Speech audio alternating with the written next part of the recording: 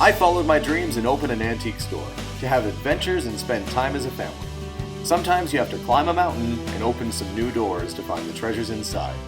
This is our life, this is our adventure, and this is Curiosity Inc.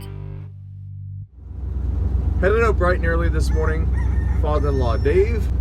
On an adventure, we are headed to Calgary, Alberta, which is about a 3-hour drive from where we are right now. So it's going to be a lot of driving, about 6 hours at least just to get there and back, plus the travel time around the city. Today we are driving the 73 Pontiac Granville with a 455 Super Duty V8. It's got lots of get up and go, even though it's an ambulance. It's a pretty cool thing. So off we go. You went hitchhiking as a kid. Where would you hitchhike from?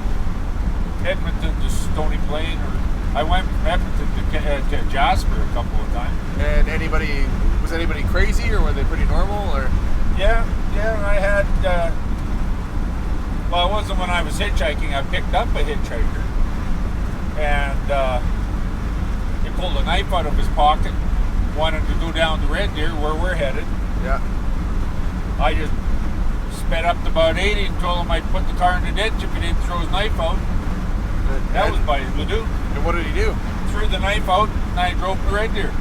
You drove to Red Deer? Yeah. Well, like I told him, all he had to do was ask. Kind of a family emergency. It was something to do with his kids or whatever, but he had to get home, so. Well, I'm sure you could have gotten there without pulling a knife out. Well, that's why because people had been picking him up and dropping him off, and he just had to go, so he was desperate. So he didn't see another way out of it. So once I heard the reason, I gave him a ride. There was no problem. Well, I think if you're in the passenger seat, the last thing you want to do, like you see on movies where people try and hijack a car or something like that, but if you got the steering wheel and the gas pedal, yeah, that's pretty much, you don't want to be messing with that guy. They'd stop and pick you up just so they had somebody to talk to a lot of times. You didn't worry about it. Other than the occasional knife being brought out every once in a while. Yeah, that was a surprise. Yeah. It only happened once. I think once would be enough. Yeah.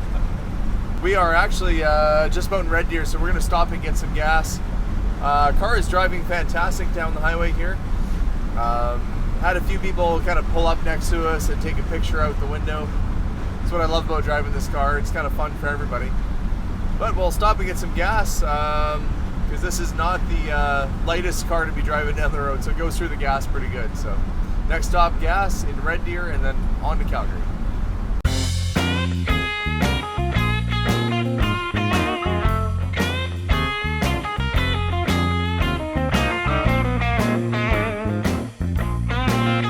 Hopefully they have enough gas in their tanks to fill this car up. We might drain it. Yeah. So back at the gas station, we had a little bit of a mishap. Somebody, and I'm not going to say who, opened the back door, and the button, probably because I washed the car the other day, it's not really Dave's fault. The button got stuck in, and now the door on the side of the ambulance is not closing all the way out. Have you ever had that happen to you, where you go to close your door and it kind of doesn't latch? So I think one of the levers is probably stuck in on the inside. So for the time being, the door is tied shut. Super classy, but it's doing the trick. And here we are at the Where on Earth Did You Get That antique mall. It's actually not a bad little antique mall. So we're gonna go inside, see if we can find some stuff, but they open up in about 10 minutes time, so got a little bit of a wait. So all in all, this really isn't a bad old car. It made it here just fine. It's got a couple little quirks about it. One is that if you start driving down the highway, the fuel tank is so far from the engine, such a long vehicle, that the fuel pump can't actually keep up with getting the gas to the motor. So it starts to kind of stall and sputter. So there's a secondary fuel pump built into the car. And it looks like this has been a long historic problem, probably when this was an ambulance as well, because they've got all these little logos and decals and stuff here. So other than that, yeah, thankfully the door closed up okay, and we were able to get that resolved. So now just on to the next stop and continue our journey. It's actually a pretty good sized antique mall. I mean, it stretches, I mean, we'll have to do the walk around here, but it's pretty big. And I saw kind of a cool piece in the case here. This little 60s Craigston robot with the box. Pretty rare piece, but I think at that price, there might not be much room left for us. So we're gonna keep looking, see if we can find a couple treasures here today.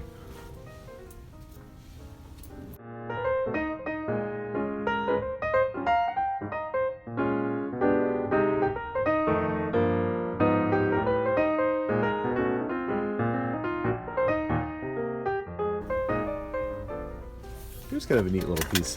This is a German-made Distler Jaguar. It looks like the body's attached, it's missing a wheel. But the price is right, it's only 25 bucks, so that's kind of a cool thing. I've always liked these Sherwin-Williams paint signs cover the earth. Yeah. There's a Kool-Aid guy. I don't see a big hole in the wall behind him where he's bullied his way through, smashed his way through. Yeah, oh yeah!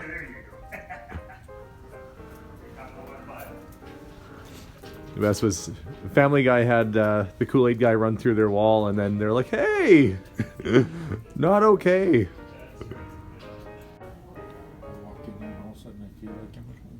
And I'm kind of liking these old outboard motor oil tins. Yeah. I might have to have a better look at those. Cool thermometers and signs and stuff.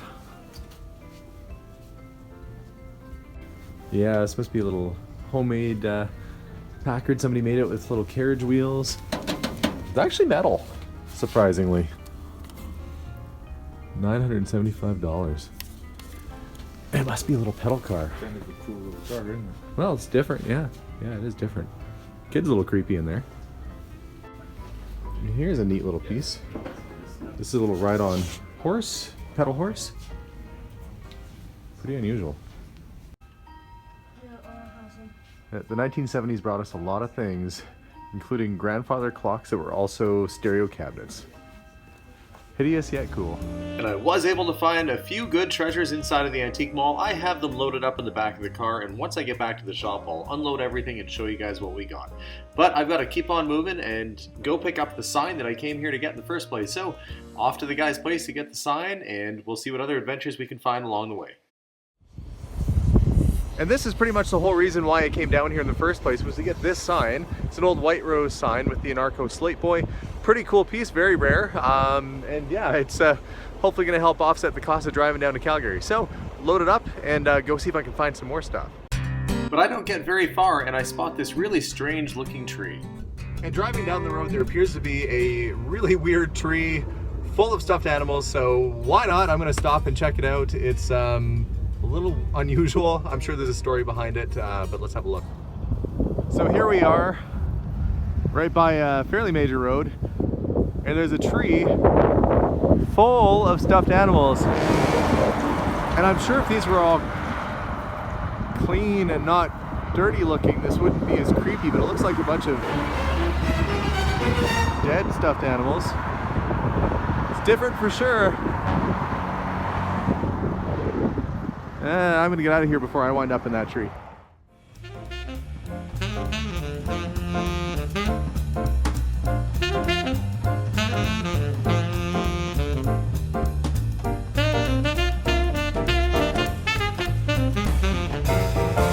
So next stop I'm making, I'm meeting a lady in a parking lot to buy her cans. That sounds way worse than it actually is, but there's no way of saying it without it sounding horrible, but that's what's happening. She's got some tobacco cans and some oil and gas stuff, so we're gonna see if we can make a deal.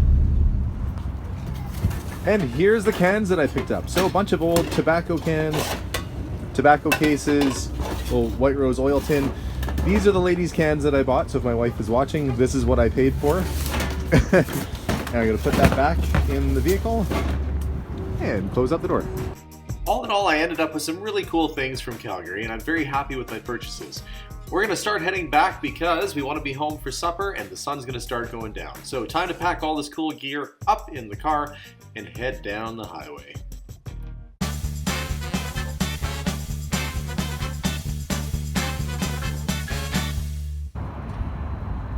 And we are stopping at Peter's Drive-In, which is pretty much an institution in Calgary, and they've got one in Red Deer too. We're gonna grab a burger and a milkshake before we hit the road.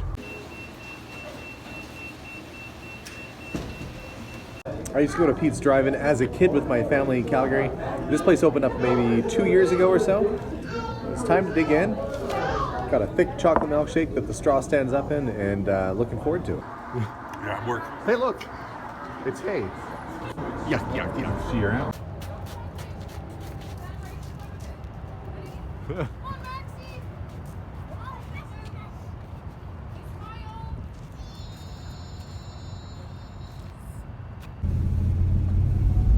So just finished the last stop of the day.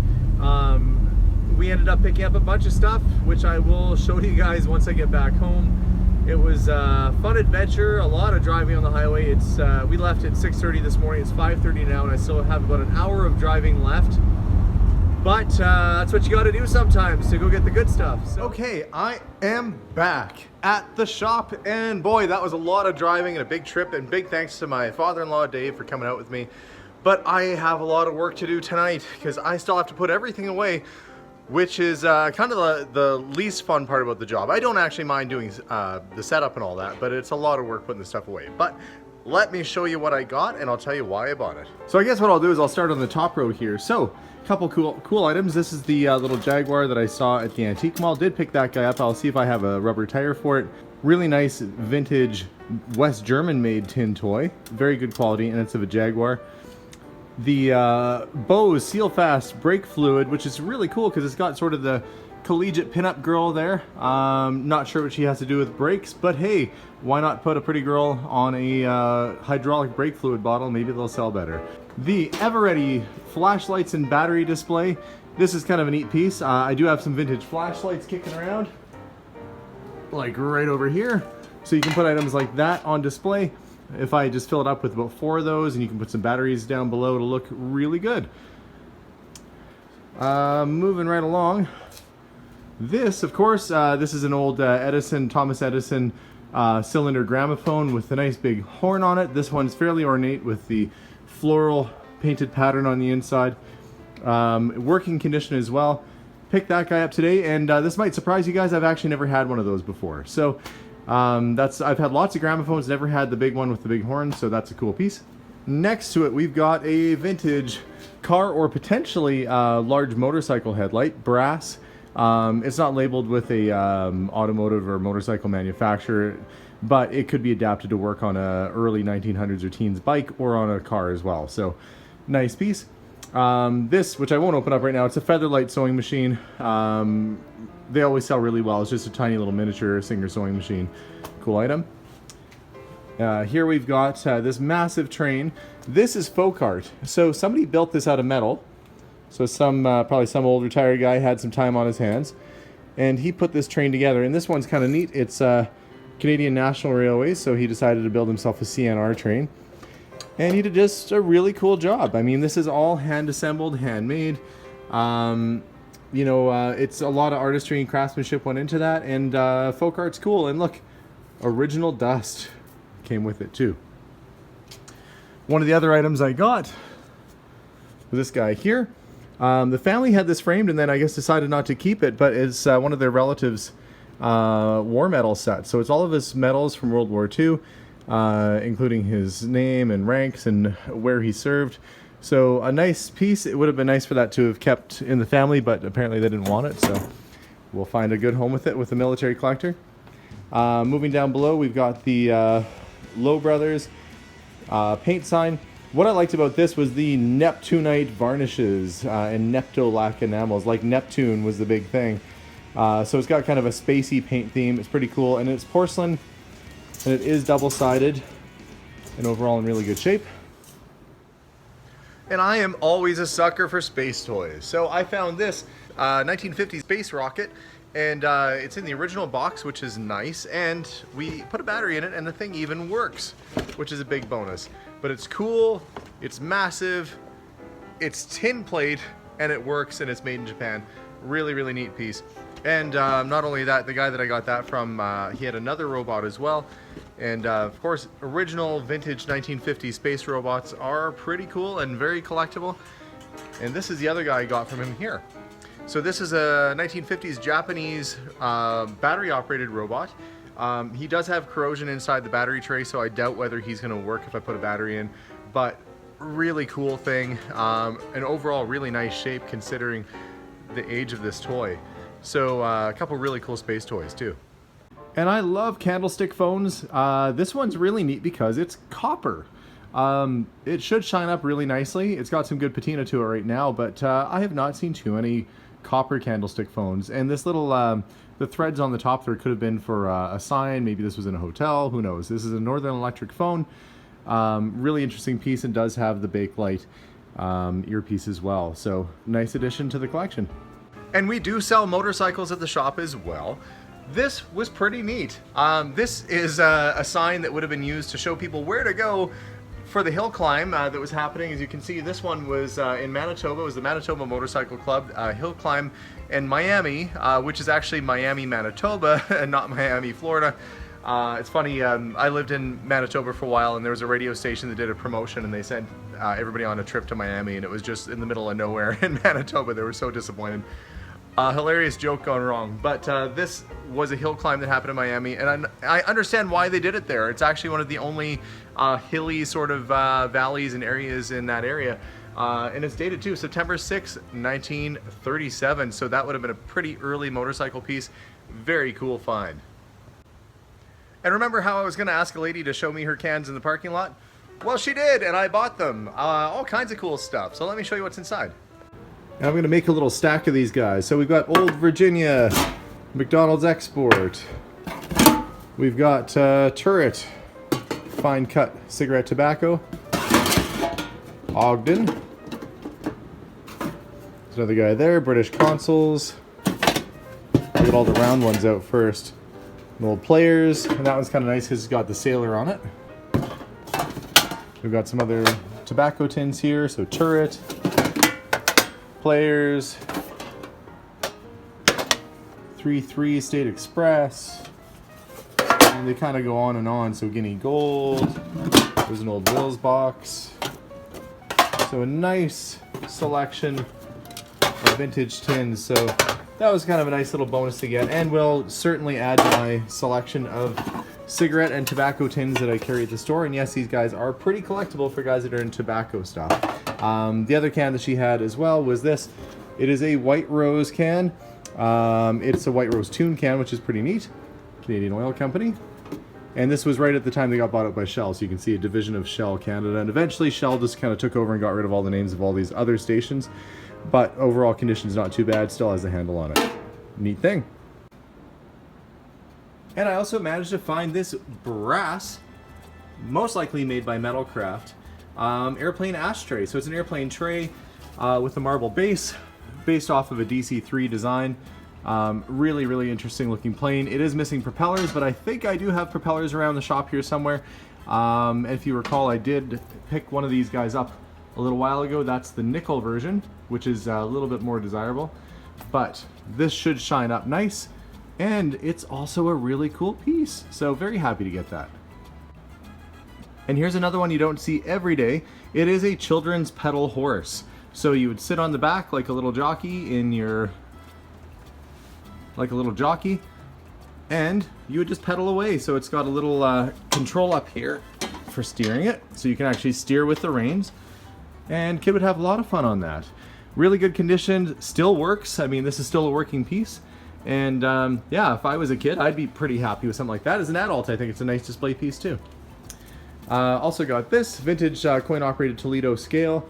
Art Deco, kind of has the tower sort of design. Somebody's painted it this peach color, which I'm not a big fan of. Like a nice red or cobalt blue or something would look really good on that. Anything other than this peach color. So I may repaint it myself because I don't think it's going to sell looking like this. But a cool thing, and it's in working condition. And last but not least, a couple of really cool signs. White Rose, later bought out by Shell, of course. This is one of their early signs from probably the 1930s. It's porcelain, double-sided, and that's what they call the Narco Boy. And he's got the slate that he's holding up. And sitting right next to it is a very rare Canadian ginger ale ad. This is for Drury's Dry Ginger Ale. I have never seen one quite like this before. So it says Dry Ginger Ale, Lime Ricky, and Crystal Soda. So those are the three that they made.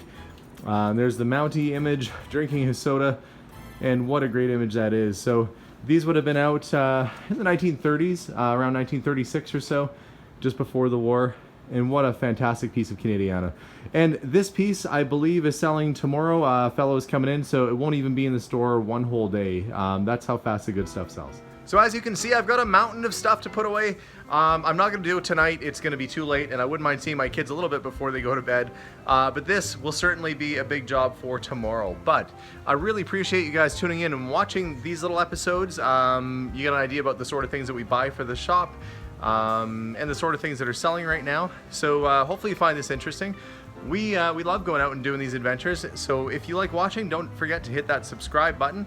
You can also follow us on Facebook, on Instagram as well, at Curiosity Inc. YEG, or on our website at curiosityedmonton.ca. But we're so glad that you followed along, and we'll see you guys soon. Bye for now.